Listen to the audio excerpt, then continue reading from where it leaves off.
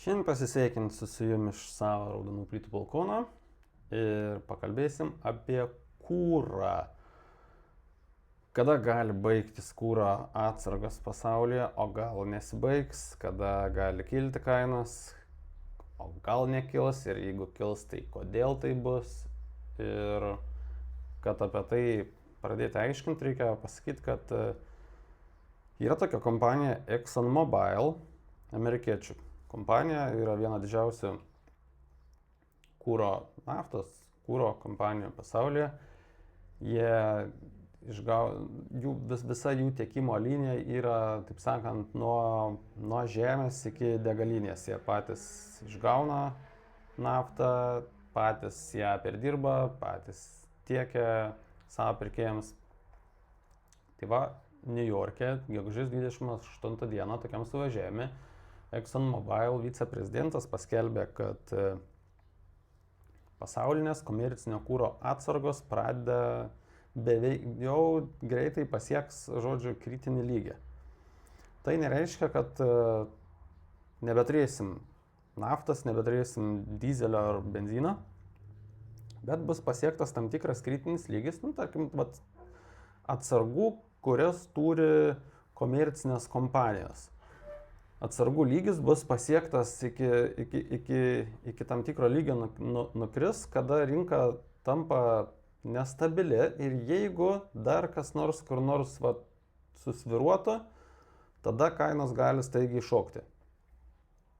Šitoj vietai dar biškį noriu dabar tokį paaiškinimą pasakyti, kad komercinės kūro atsargos tai nėra tos strateginės kūro atsargos arba naftos atsargos, apie ką mes dažniausiai girdim žiniasklaidą arba per žinias, nes šiuo metu, kadangi vyksta Hormūzo sąsiaurio blokada, tai šalis ir amerikiečiai, ir Europą bendrai paėmus, tie patys kiniečiai ir dar daug kas, visi naudoja savo tas tokias strateginės kūro atsargas.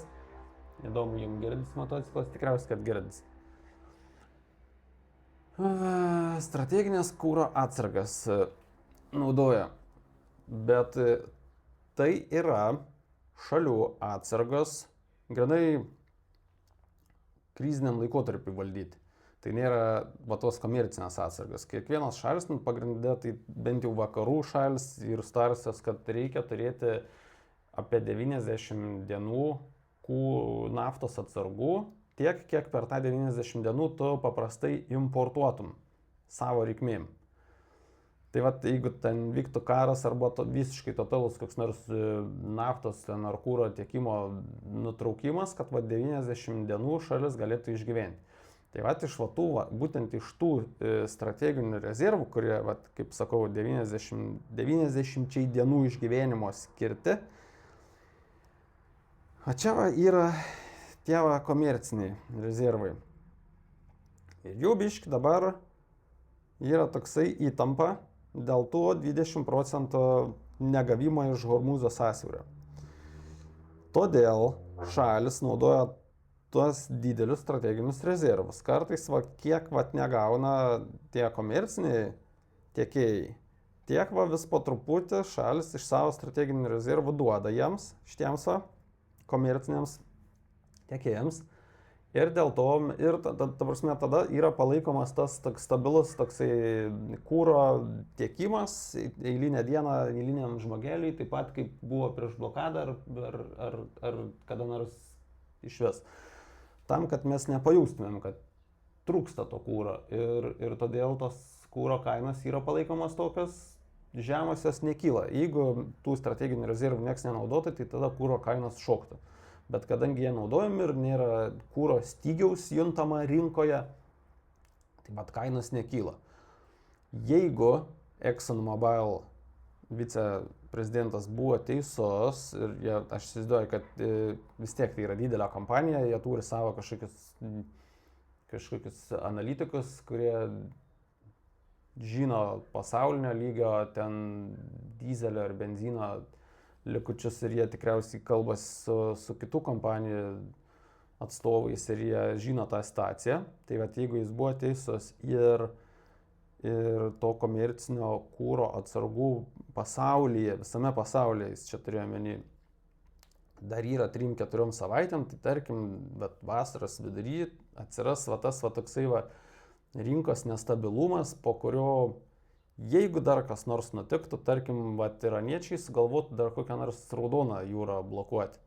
Tai jeigu kas nutiktų, dar toks koks nors smūgis, tai tada tos kainos rimtai susviruotų, nes rinka tada pajaučia, kad tos naftos kompanijos, naftos gavėjai, tiekėjai, kūro perdirbimo kompanijos vis suvoktų, tarkim, kad po mėnesio, po 2, po kažkiek mes laiko turėsim tikrą realų fizinį trūkumą. Negalėsim tiek ir tiek tiekti. Tada reikia sukelti kainas. Kainos yra sukeliamas tam, kad įvyktų toksai dirbtinis kūro naudojimo sumažėjimas.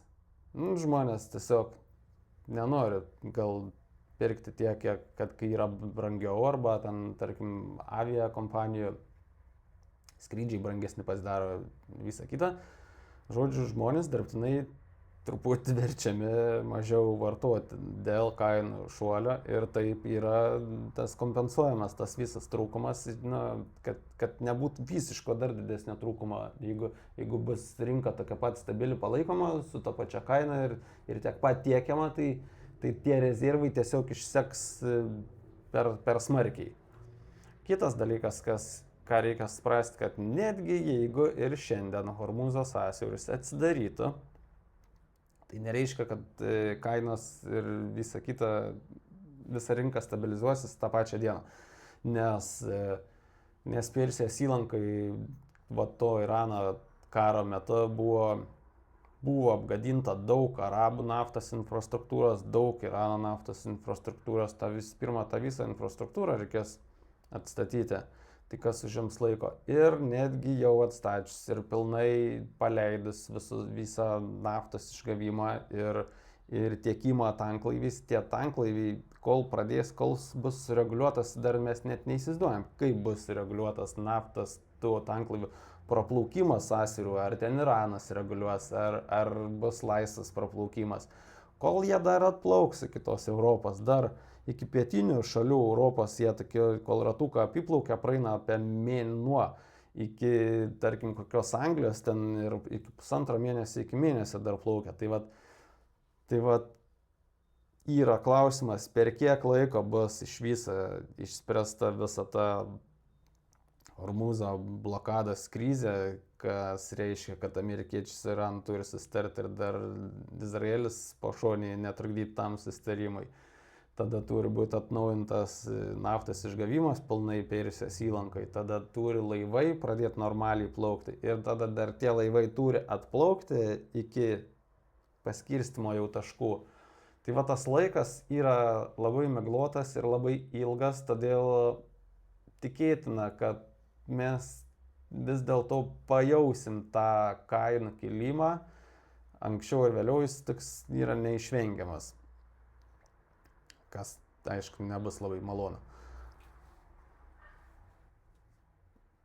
Ar galim tikėtis susitarimo tenai tarp iraniečių ir amerikiečių?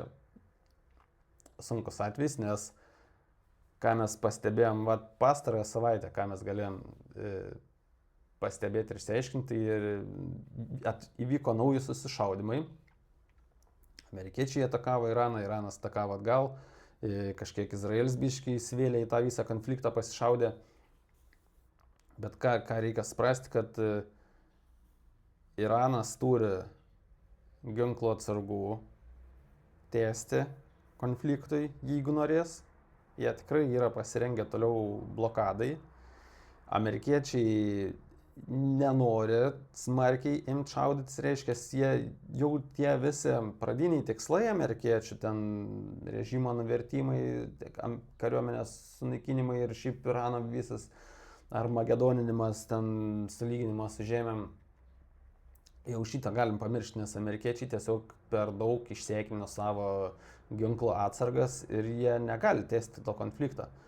Tai o kad kainas tas palaikyt, kad rinka nesugalvotų manyti, kad greitai gali trūkti kūro, tai tame mes ir turime, kiekvieną savaitę Trumpas vis pasako, toj bus susitarimas, toj bus toks dirbtinis apgavinėjimas ir nuo to susitarimo negali būti vien dėl to, kad jų, Izraelio, Irano ir amerikiečių reikalavimai, prasilenkia jie. Tarkim, amerikiečiai nori atblokuoti sąsiaurį, kad Iranas atblokuotų sąsiaurį, Iranas nori, kad atblokuotų jų išaldytas lėšas.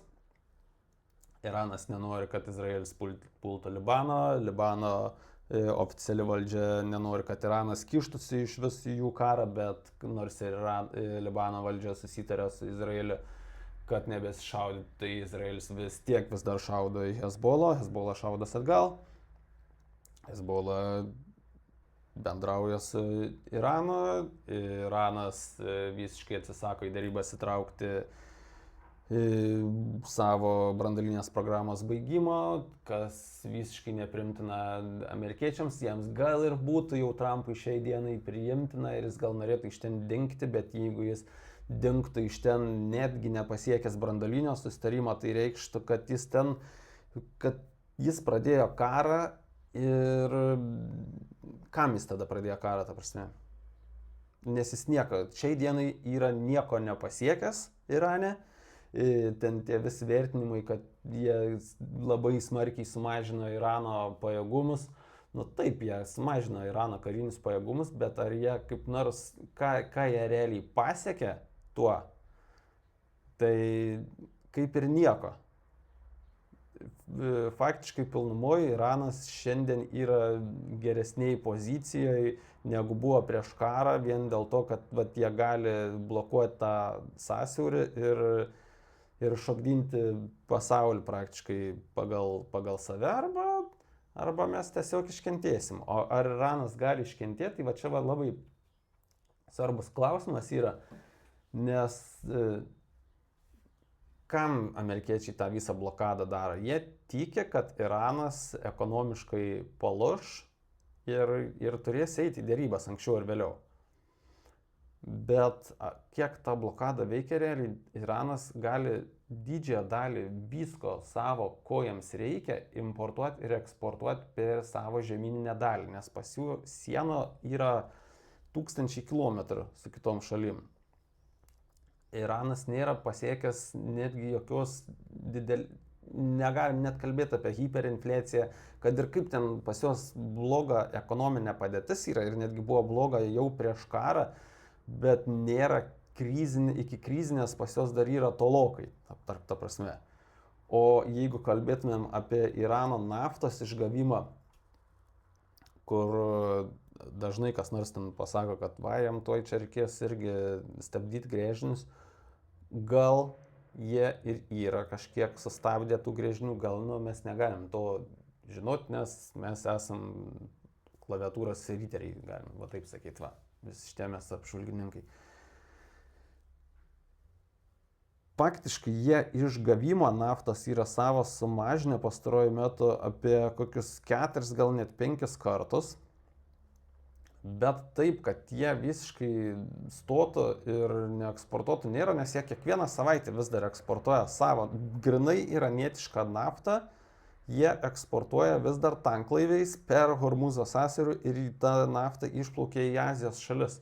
Ir čia aš pilnai tikiu, kad labai smarkiai Trumpą paprotino Xi arba paspaudė iš Kinijos, nes čia irgi tikriausiai buvo kažkoks spaudimas, nes Azijai labai reikia Irano naftos, kol jie negauna iš Persijos įlankos, nes netgi tie patys indai pastaruoju metu buvo labai daug jau naftos pradėjo pirkti iš arabų šalių ir sumažinę labai smarkiai iš Ruso, tarp kitko, pirkimo, bet jie dabar vėl yra priversti grįžti pas rusus, pirkti naftą. Tai čia toksai irgi yra, kiek bėdų sukėlė Izraelis ir amerikiečiai.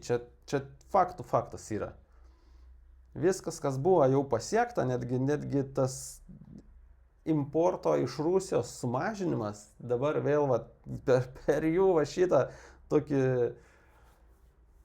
tokį cirką Irane vėl grįžta į tą lygį, kur šalis yra priverstas, netgi tos, kurios jau buvo atsisakiusios rusiškos naftos, yra priversti pirkti vėl iš Rusijos. Bet grįžtant atgal ir į Iraną, tai aš tikiu, kad kiniečiai paspaudė Trumpą. Ten irgi gal tikriausiai galėjo pagrasinti dėl retųjų metalų tiekimo ar dar ką nors, ten, kad tu duok jiems kažkiek praplaukti. Tai tas eksportas vyksta. Ir tiek ir galėtumėm šiandien apibendrinti. Aišku, prieš tai reikėtų, kad paspaustumėt like, nes tai man labai padeda šitam kanalui. Jeigu paliksit komentarą, tai iš viso YouTube algoritmas gerai reaguoja. Ir jeigu patinka, prenumeruokit, nes turėsim labai daug temų įdomių. Tai ką mes galime apibendrinti šiandien, kad mano manimu, kad Iranas gali tikrai atlaikyti tą blokadą dar ilgai, nes jie eksportuoti, importuoti savo dalykus gali. Nesvarbu, kad sumažinti, bet jiems to užtenka išgyventi. Amerikiečiam nors ir atrodytų, kad jie gali ilgiau išgyventi, nes jie turi ir savo naftos, ir savo visko, bet kur amerikiečiam tas yra Achilo kulnas, tai kainos, kūro kainos. Nes paprastam amerikiečių žmogeliui čia yra vienas iš skaudžiausių tokių dalykų, tai būtent kūro kainas, nes jie mėgiai visur nuvažiuoti, jie į parduotuvę važiuoja visur, kur amerikiečiai nori nusigauti, jie visur važiuoja su mašina. Pas juos net yra mėmai, kad Amerikoje visur reikia su mašina važiuoti, Europai, žmogelis gali išeiti, tiesiog pasivaikščioti po miestą ir visur nueiti ir viską pėsčiom pasidaryti. Tai Amerikos rinkėjam, dar specifiškiau reikia pasakyti, labai skaudus yra to kainų šuoliai ir kūro kainų ir bendrai infliacija Amerikoje yra tokia labai skaudi žmogeliam ir tai labai kenkia Trumpui, nes toj bus rinkimai rudenį. O vėlgi čia tada grįžtam atgal, netgi jeigu dabar sureguliuotų tas kuro, tarkim, susitartų jie Hormūzo sąsiaurį, tai vėlgi tada pasakai, kad vis dar reikėtų, kad atsistatytų naftos infrastruktūra tenai, tada, kad pradėtų vėl pumpuoti pilnai, tada, kad tie laivai būtų pilnai jau praleidžiami, nes neaišku, koks bus susitarimas, kiek laivų praleis ir kokiu greičiu ten pro tą Hormūzo sąsiaurį. Ir kad tie laivai dar pasiektų tos visus savo taikinius, kam turi tiekti naftą ar dar ką nors.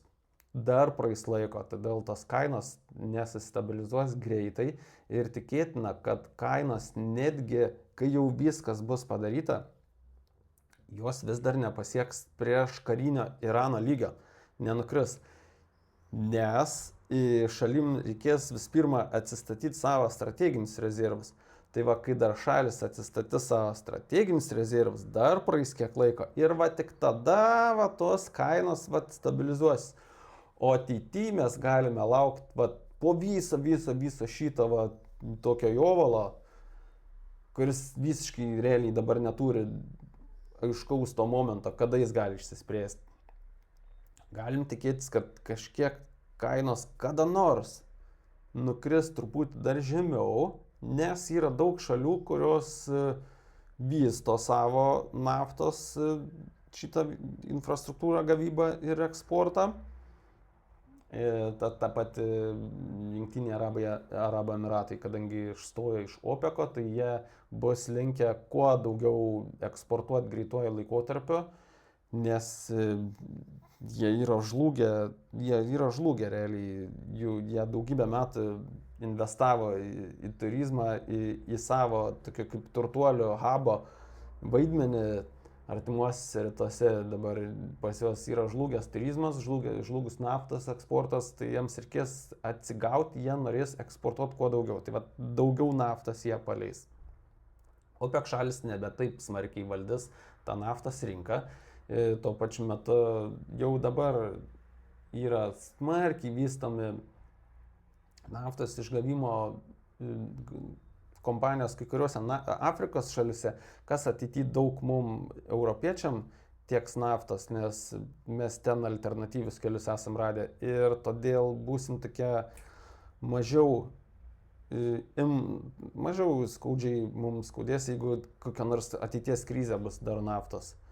Ir ir turėtų dar Venesuelos daugiau pasileisti naftos ateityje į rinką, nes kai sausio mėnesį amerikiečiai blokavo Venesuelą, tai jų naftos eksportas iš vis buvo praktiškai nukrytęs iki nulio. Ir šiuo metu jiems kažkiek jau leidžia eksportuoti, bet dar nedaug, nes leidžia eksportuoti tik tom kompanijom, kurios dirba visiškai pagal amerikiečių reikalavimus ir taip toliau ir taip toliau. Tai vat, nors Venesuela turi daugiausia naftos pasaulyje pagal viską. Nu tai aišku, pas jas ten tokios sunkia naftos skaitos, bet ir jos išgavimas gal sunkesnis, bet jie galėtų tikrai eksportuoti daugiau.